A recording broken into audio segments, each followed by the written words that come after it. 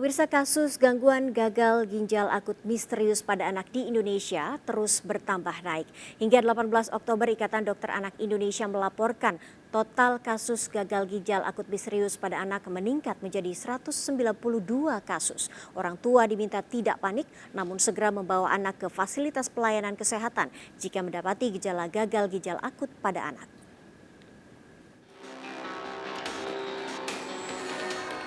Anda para orang tua perlu meningkatkan kewaspadaan.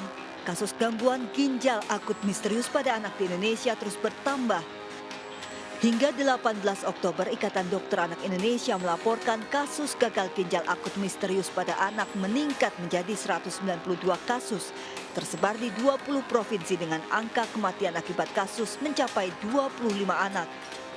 DKI Jakarta menjadi provinsi paling banyak temuan kasus gagal ginjal akut misterius pada anak dengan total 50 kasus. Diikuti Jawa Barat dan Jawa Timur 24 kasus, Sumatera Barat 21 kasus, Aceh 18 kasus dan Bali 17 kasus.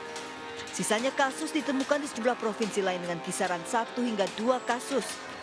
Lonjakan kasus tertinggi terjadi dalam 2 bulan terakhir dengan catatan lonjakan kasus mencapai puncak di bulan September, diikuti bulan Oktober serta dominasi pasien anak usia 1 hingga 5 tahun.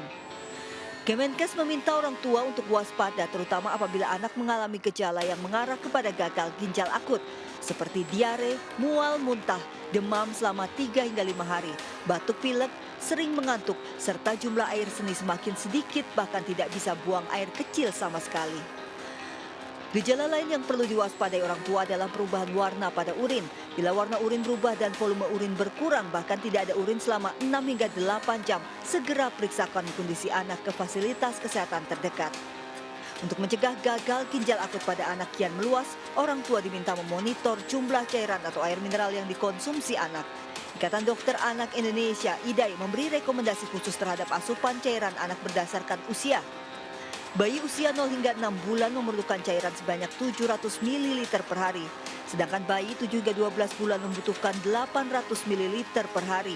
Sementara itu anak usia 1 hingga 3 tahun wajib mendapat cairan sebanyak 1.300 ml per hari.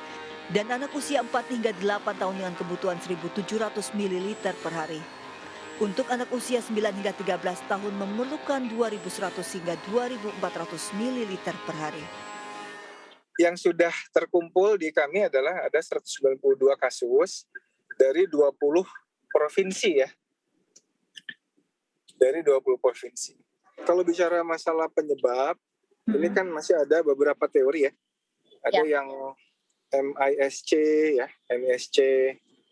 Ada juga kecurigaan tentang obat-obatan ya, obat-obatan yang mengandung etilen glikol. Orang tua diminta untuk tidak panik namun mewaspadai gejala yang ditimbulkan oleh penyakit gagal ginjal akut misterius.